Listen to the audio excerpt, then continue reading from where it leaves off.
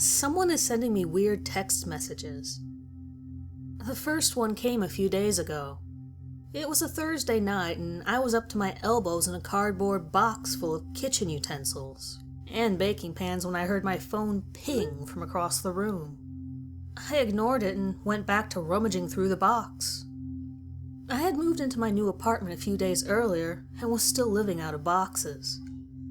The necessities had been unpacked and set up. My bed, the TV, my kitchen table, toiletries had been stuffed under the bathroom sink. A dozen black garbage bags full of clothes had been stuffed into my bedroom closet. The rest was hidden in a daunting heap of cardboard boxes I hadn't bothered to label when I packed them. I only rummaged through the pile when absolutely necessary. Like the night before, when I realized that I hadn't brushed my teeth in 3 days and spent an hour trying to find my toothbrush.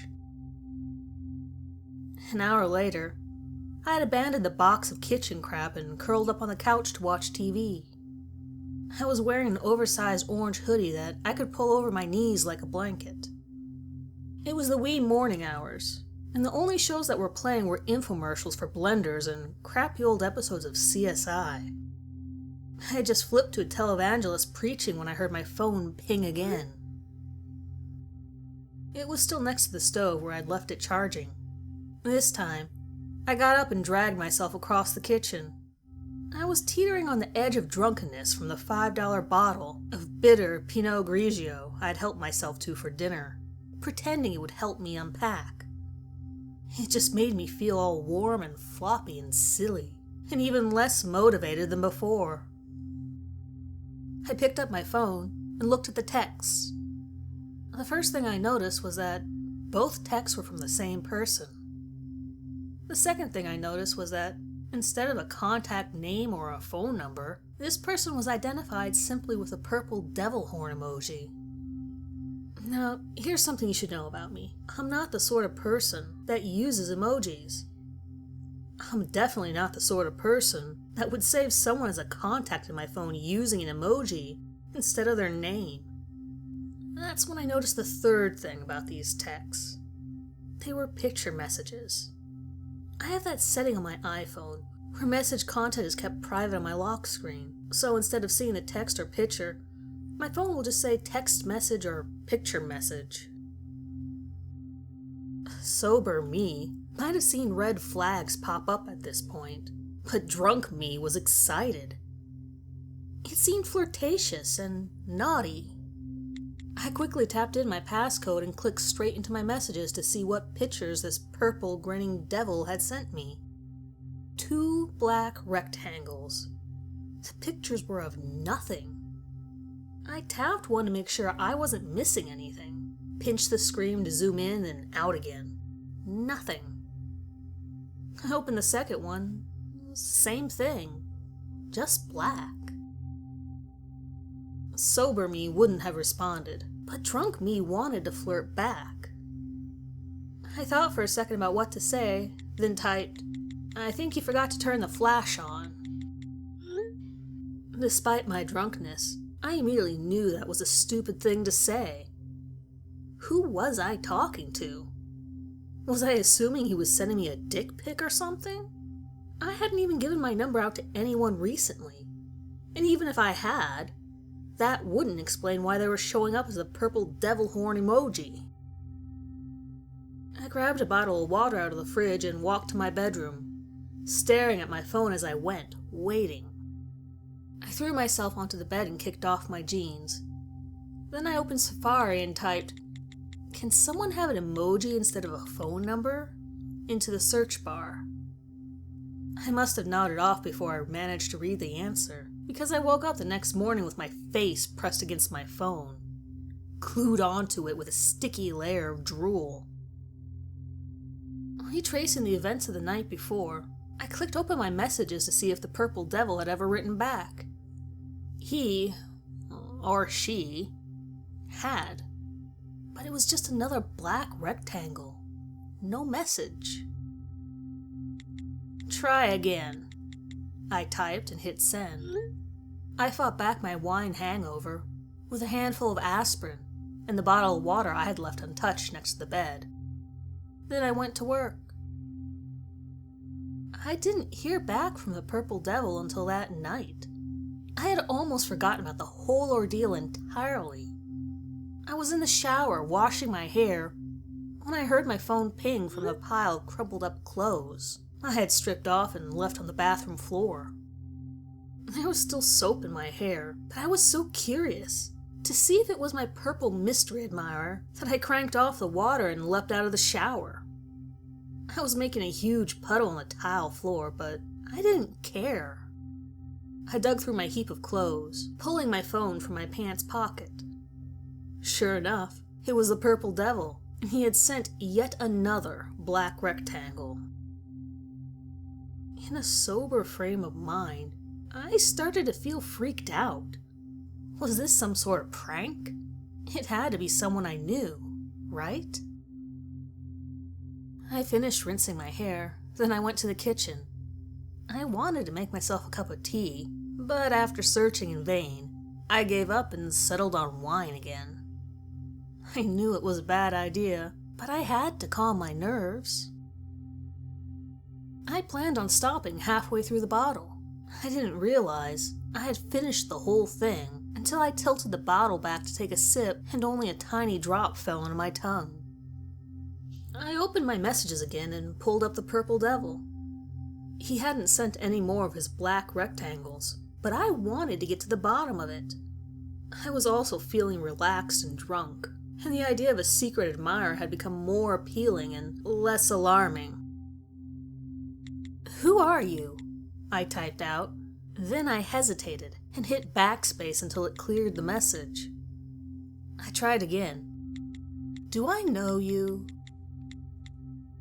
That's better, I thought. More flirty, less accusatory. I hit send. I waited and waited.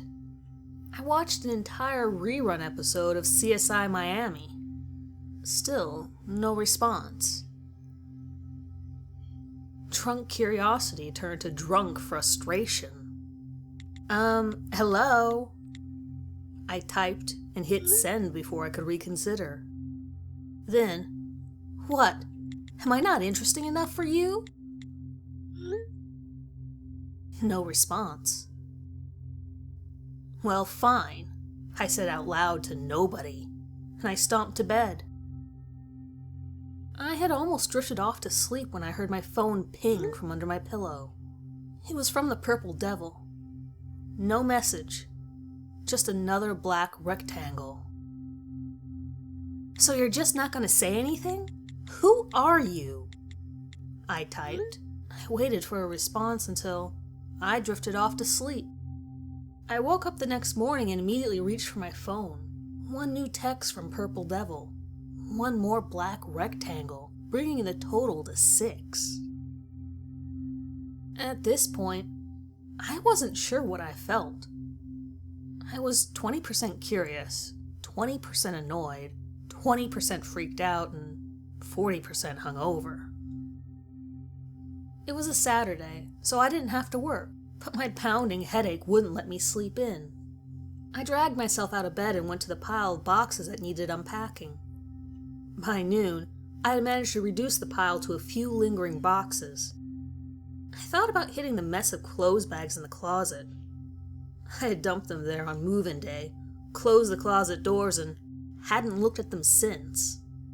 But I decided I had done enough for one day. I rewarded myself by driving to the grocery store and picking up another bottle of wine and some Spam to fry up for dinner. I watched CSI and ate my Spam, and then I sprawled out on the couch. I hadn't opened the wine yet, and I thought maybe I didn't need to. Maybe I could take the night off. I watched a few more episodes and still hadn't opened the wine. I was tempted, though. So I decided to go lay down in bed. The further I was from the wine, the stronger my resistance. The digital clock on my nightstand said it was 11:30 p.m. I hadn't gone to bed that early in months. I let my head hit the pillow and closed my eyes, willing myself to fall asleep. I couldn't remember the last time I had tried to go to sleep sober. I might have drifted off, but then I heard my phone ping. I didn't want to look, but I was too anxious not to. I braced myself, expecting to see the purple devil. My heart strained to my chest. I could feel my blood pulse through my temples. But it wasn't him. Verizon message. You've used about 75% of your 2 GB data plan. Of course I have. I sighed and rolled my eyes at myself. I had gotten cable and internet installed the day I moved in, but I had never switched my phone over to Wi-Fi. I opened up my settings and searched for my router name. It prompted me for the password. I couldn't remember the password, but I had taken a picture of it on the back of my modem. I scrolled through my camera roll and found the picture. It was far too dark, and I couldn't make out the letters and numbers. I pinched the picture to zoom in, trying to make out the password, but it was still too dark. Out of habit, I went to the photo settings and started to lighten the photo with the exposure and brightness tools. Then, the realization struck me, like a wave of cold water. I was lightening the picture to reveal something I couldn't see. What if I did the same thing with the Purple Devil's picture? I felt a chill go down my spine, even though I had no reason to feel afraid yet. I clicked into my messages and pulled up my conversation with the Purple Devil. 6 black rectangles were waiting for me. My fingers shook as I saved the first one he had sent. I opened my camera roll and opened the first picture, then went to the settings. I held my finger on the exposure slider and slowly moved it, the picture brightening as I did. It was like watching a photo develop. The image slowly appeared, forming before my eyes as the brightness melted the black away and revealed shapes. My bed, I realized. It was a picture of my bed. The same bed I was laying in. I couldn't control my shaking anymore. My body had gone numb, my limbs cold. I frantically went back to the conversation and saved the rest of the pictures, then clicked back to my camera roll. I brightened the second picture. It took me a second to realize what I was looking at. It was me, sitting on my couch, drinking wine from the bottle. I felt nauseous as I recognized the orange hoodie I was wearing and realized that the photo had been taken that first night. He had taken it from behind the stack of boxes while I was watching TV, right before he sent it. He had been in my home. He had been watching me while I was sitting right there in front of him. I knew I should call for help. The police, my landlord, anyone. I should get out of the apartment, but I couldn't. I needed to see the rest first. I opened the third picture and started brightening it.